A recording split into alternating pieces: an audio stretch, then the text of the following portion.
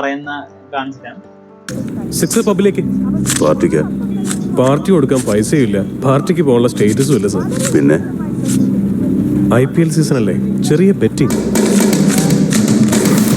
ഇവിടെ അത്ര വലിയ ബെറ്റിംഗ് നടക്കുന്നുണ്ടോ? എന്താ സാർ ഈ പറയുന്നത്?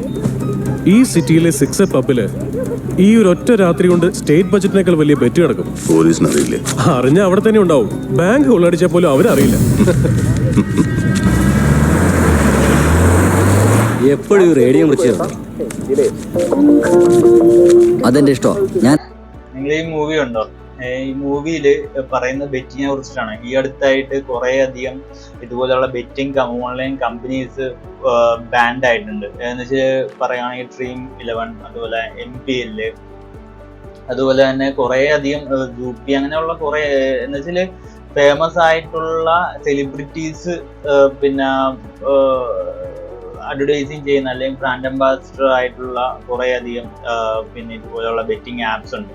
അപ്പോൾ ഞാൻ ഇവിടെ പറയാൻ വേണ്ടി പോകുന്ന ഈ കഴിഞ്ഞ ഇടയ്ക്കാണ് Dream11 ആണ് കൂടുതലായിട്ട് നമ്മുടെ ഈ സ്പോർട്സ് ക്രിക്കറ്റിന് വേണ്ടിയിട്ട് സ്പോൺസർഷിപ്പ് ചെയ്തിട്ടുള്ളത്. അപ്പം അതിൽ എത്രയാണ് ഈ പറയുന്ന അവര് സ്പെൻഡ് ചെയ്ത് അഡ്വർടൈസിങ്ങിന് വേണ്ടി സ്പെൻഡ് ചെയ്തെന്നുള്ളതാണ് ഇതിൽ ജസ്റ്റ് ഞാൻ ഓടിച്ചു പറയുന്നത്. എന്ന് വെച്ചാൽ Dream11 3000 കോടി രൂപയോളം അഡ്വർടൈസിങ് പ്രൊമോഷന് വേണ്ടിയിട്ട് ഇന്ത്യയിൽ സ്പെൻഡ് ചെയ്തിട്ടുണ്ടെന്നാണ് ഫിനാൻഷ്യൽ ഇയർ 2023 സ്പെൻഡ് ചെയ്തിട്ടുണ്ട്. ഈ ലാസ്റ്റത്തെ കണക്ക് ഞാൻ പറയാം. ഇപ്പോൾ മൾട്ടിപ്പിൾ ഏരിയാസിൽ അവർ സ്പെൻഡ് ചെയ്തിട്ടുണ്ട്. TV അഡ്വർടൈസിങ് ചെയ്തിട്ടുണ്ട്, അതുപോലെ തന്നെ സ്പോൺസർഷിപ്പ് ചെയ്തിട്ടുണ്ട്, ഡിജിറ്റൽ OTTയിൽ ചെയ്തിട്ടുണ്ട്, പിന്നെ സ്പോർട്സ് അല്ലാതെ ഉള്ള കുറച്ച് വീഡിയോസും കാര്യങ്ങളൊക്കെ ആയിട്ട് ചെയ്തിട്ടുണ്ട്. അതിൽ TV അഡ്വർടൈസിങ് എന്ന് പറയുമ്പോൾ 1200 കോടി രൂപയോളം അവര് ലാസ്റ്റ് ഈ ഫിനാൻഷ്യൽ ഇയറിൽ അവര് ചെയ്തിട്ടുണ്ടെന്നുള്ളതാണ്. സ്പോൺസർഷിപ്പായിട്ട് ഇത് 400 കോടിയോളം ചെയ്തിട്ടുണ്ട്. ഡിജിറ്റൽ OTT എന്ന് പറയുക 700 കോടിയോളം അവർ ചെയ്തിട്ടുണ്ട്. സെലിബ്രിറ്റീസ്, ഇൻഫ്ലുവൻസേഴ്സ് അവരെയൊക്കെ പിന്നെ വെച്ച് ചെയ്യാൻ വേണ്ടി 400 കോടിയോളം ചെയ്തിട്ടുണ്ട്. പിന്നെ എക്സ്പീരിയൻഷ്യൽ ആയിട്ടുള്ള കുറച്ച് അഡ്വർടൈസ്മെന്റ് റിലേറ്റഡ് ചെയ്തിട്ടുള്ള ആക്ടിവിറ്റീസിന് വേണ്ടി 200 കോടിയോളം ചെയ്തിട്ടുണ്ട്. അപ്പം ടോട്ടൽ ഇത് 3000 കോടിയോളം അവര് അഡ്വർടൈസിങ്ങിന് വേണ്ടിയിട്ട് ചെയ്തിട്ടുണ്ടെന്നുള്ളതാണ്. പക്ഷേങ്കിൽ ഈ 3000 കോടിയോളം ചെയ്തിട്ടുണ്ടെങ്കിൽ അവർക്ക് എത്രയോ കോടിയോളം അവർക്ക് കിട്ടിക്കാണും. നമ്മളെല്ലാവരും അറിയേണ്ട ഒരു കാര്യമാണല്ലേ.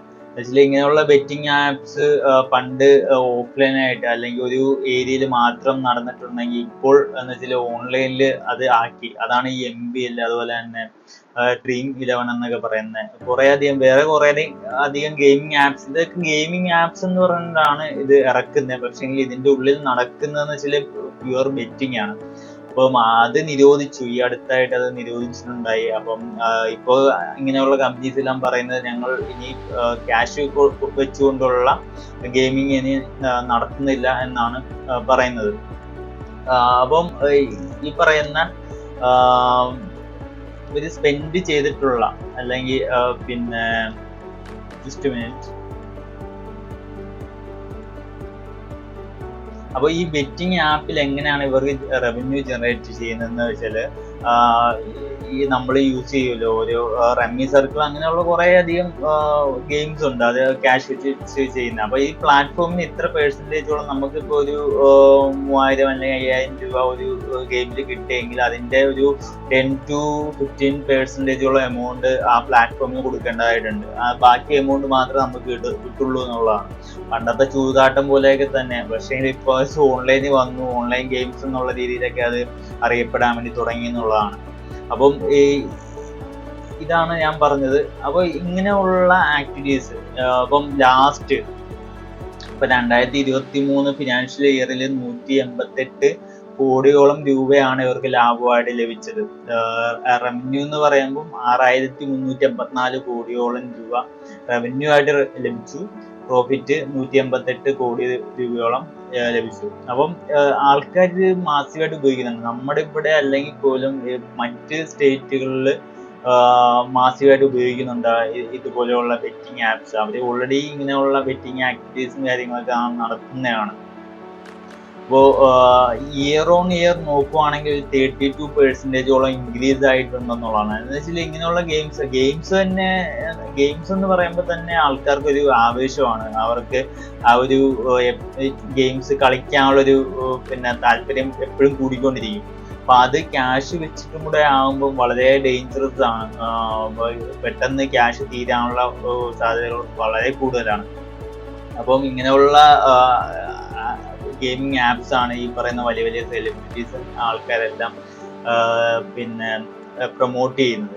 ആ പ്രൊമോട്ട് ചെയ്യുന്നതിനും ഈ കേസ് എടുക്കാൻ വേണ്ടി പറ്റുന്നുള്ളതാണ്.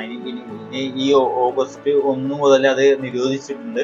അപ്പോൾ ഇങ്ങനെയുള്ള ഇനി ആപ്സും കാര്യങ്ങളൊന്നും കാണില്ല എന്നുള്ളതാണ്. ഇപ്പൊ നിങ്ങൾ ജസ്റ്റ് പിന്നെ പ്ലേ സ്റ്റോറിൽ കയറി നോക്കിയാൽ ഇപ്പൊ കളിക്കുന്നവരാണെങ്കിലും അവരൊക്കെ ചോദിച്ചു കഴിഞ്ഞാലും ഇപ്പം ക്യാഷ് വെച്ച് കളിക്കുന്നത് നിരോധിച്ചിട്ടുണ്ട്. അപ്പൊ ഇത്രയധികം ഏകദേശം ഒരു 5000 കോടിയിലധികം രൂപയാണ് ഈ പറയുന്ന അഡ്വർടൈസിങ്ങിന് വേണ്ടി മാത്രമായിട്ട് ഇവർ ചെലവാക്കിയത്. എന്ന് വെച്ചാൽ അത്രയും പവർഫുൾ ആണ് ഈ അഡ്വർടൈസിങ് എന്ന് പറയേണ്ടതായിട്ടുണ്ട്. അവര് ഓഫ്ലൈനും ഓൺലൈനും എല്ലാം ക്രിക്കറ്റ് എന്ന് പറയുന്ന ഏരിയയിൽ തന്നെ അവര് പിന്നെ ചിലവാക്കിയ ഒരു എമൗണ്ട് തന്നെ അത്രയും മാസീവാണ്. ക്രിക്കറ്റ് കാണുന്ന കൾട്ട് ഫാനൊക്കെ ആണെങ്കിൽ ക്രിക്കറ്റിന്റെ പറയും വേണ്ട, അവരുടെ മൈൻഡിൽ അത് ഉണ്ട് എന്നുള്ളതാണ്. എന്ന് വെച്ചാൽ മൾട്ടിപ്പിൾ പ്രാവശ്യം സ്ട്രീമിങ്ങിലാണേലും OTTയിലും മറ്റു ഏരിയാസിലാണേലും ഔട്ട്ഡോറൊക്കെ ആണെങ്കിൽ തന്നെയും ഇഷ്ടപ്പെട്ട ഒരു പ്ലെയറിന്റെ കൂടെ ജേഴ്സിയുടെ ഒപ്പം ജേഴ്സിയുടെ അകത്തായിട്ട് ഈ ഒരു ബ്രാൻഡൊക്കെ ഉണ്ടാകുക എന്ന് പറയുമ്പോൾ തന്നെ അതിൻ്റെ ഒരു വാല്യൂ അത്രയും പിന്നെ ഉയരും എന്നുള്ളതാണ്. അപ്പം ഇതിലൂടെ പറയുന്നത് ബ്രാൻഡ് വാല്യൂ അത്രയും ഭീമമായിട്ട് ഉയരാൻ പെട്ടെന്നാണ് ഇങ്ങനെയുള്ള ഈ ഒരു കമ്പനീസ് ഒക്കെ പെട്ടെന്നാണ് ഇത്രയും കോടികളിൽ നിന്ന് കോടികളിലോട്ട് മാസീവായിട്ട് പൊക്കോണ്ടിരിക്കുന്നത്. എന്ന് വെച്ചാൽ സാധാരണക്കാരന്റെ ഈ പറയുന്ന എമൗണ്ടുകൾ എടുത്തിട്ടാണ് അവർക്ക് ഈ ഗാംബ്ലിംഗ് പോലെയാണ് ഇവർ കളിച്ച് ഈ പൈസ ഇങ്ങനെയുള്ള പ്ലാറ്റ്ഫോംസ് നേടുന്നത്. കുറെ അധികം കോമ്പറ്റീഷൻ ഉണ്ട്. റമ്മി സർക്കിൾ എന്നൊക്കെ പറയുന്ന ആൾക്കാര് ചുമ്മാ ഇരുന്ന് ചീട്ട് കളിയെന്നൊക്കെ പറയുന്നത് അങ്ങനെയാണല്ലോ. അപ്പോൾ എങ്ങനെ ഇതിന്റെ ലൈസൻസ് ഇവർക്ക് ഈ അഡ്വർടൈസിങ് ചെയ്യാൻ വേണ്ടി ഈ പറയുന്ന ക്രിക്കറ്റിൽ അഡ്വർടൈസിങ് ചെയ്യാൻ വേണ്ടി എങ്ങനെ കിട്ടിയെന്നുള്ളതാണ് അത്ഭുതം എന്ന് പറയുന്നത്. ഇങ്ങനെയുള്ള ഗെയിംസ്, ഗാംബ്ലിംഗ്, ക്യാഷ് ചൂതാട്ട ഗെയിംസിൽ ഇങ്ങനെയുള്ള ഇതെങ്ങനെ കിട്ടിയെന്നുള്ള വളരെ അത്ഭുതമാണ്.